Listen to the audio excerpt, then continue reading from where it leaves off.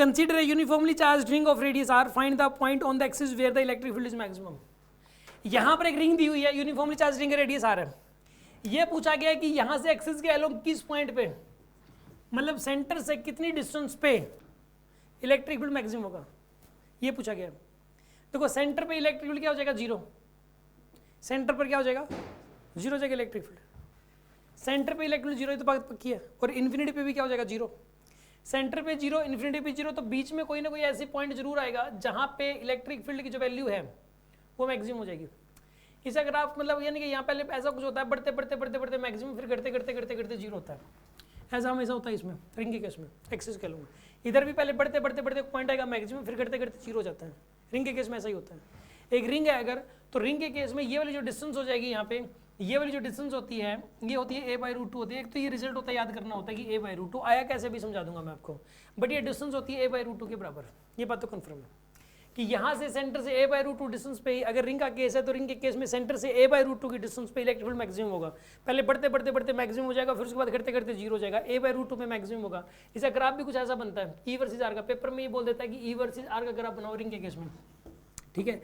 तो इसका जो ग्राफ है वो ऐसा कुछ बनता है, ऐसा बनेगा. यहाँ पे जो है ना ये मैक्सिमम हो जाएगा इलेक्ट्रिक फील्ड इस पॉइंट पे, ठीक है. और फिर उसके बाद ये घटता है.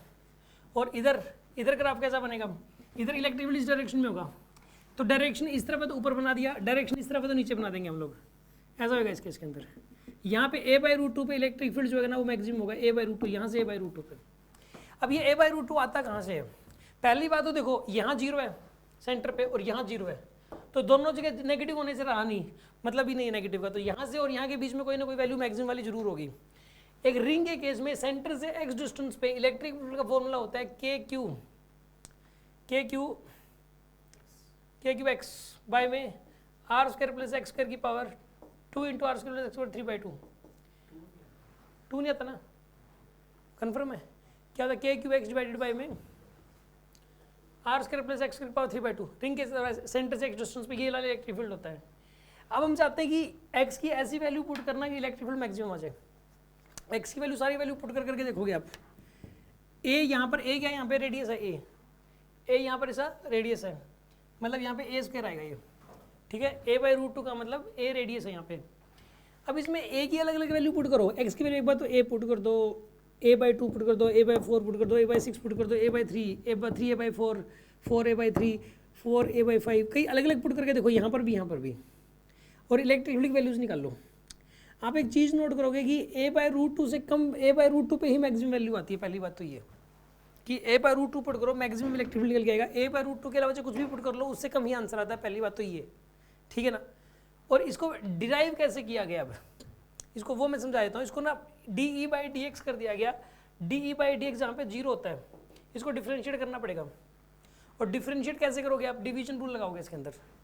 डिवीजन रूल लगा के इसको डिफ्रेंशिएट करो, इक्वल टू जीरो करो, वहाँ से जो x की वैल्यू निकल के आती है वो a/√2 ही निकल के आती है. हमें इस डेरिवेशन की ज़रूरत नहीं है, इस रिजल्ट की ज़रूरत है, ठीक है ना. रिजल्ट हमें याद कर लो कि a/√2 पे ही इलेक्ट्रिक फील्ड मैक्सिमम होगा. और जहाँ पे जहाँ मतलब इसका स्लोप जीरो, इसको डिफ्रेंशिएट करने से जीरो डिफ्रेंशिएट करके इक्वल टू जीरो करने पर क्यों आ रही है x की वैल्यू वो वाली, क्योंकि मतलब वहाँ पे ग्राफ इसका अंदर टर्न ले रहा है. जहाँ पे ग्राफ टर्न लेता है इस EX ग्राफ ऐसा बनेगा. अभी इस EX ग्राफ में कोई एक ऐसा पॉइंट है जहाँ स्लोप जीरो है. dE/dx स्लोप को बताता है, dE/dx किसको डिनोट करता है, स्लोप को. तो स्लोप जहाँ पे जीरो होगा वहीं पे तो इलेक्ट्रिक फील्ड की वैल्यू मैक्सिमम होगी.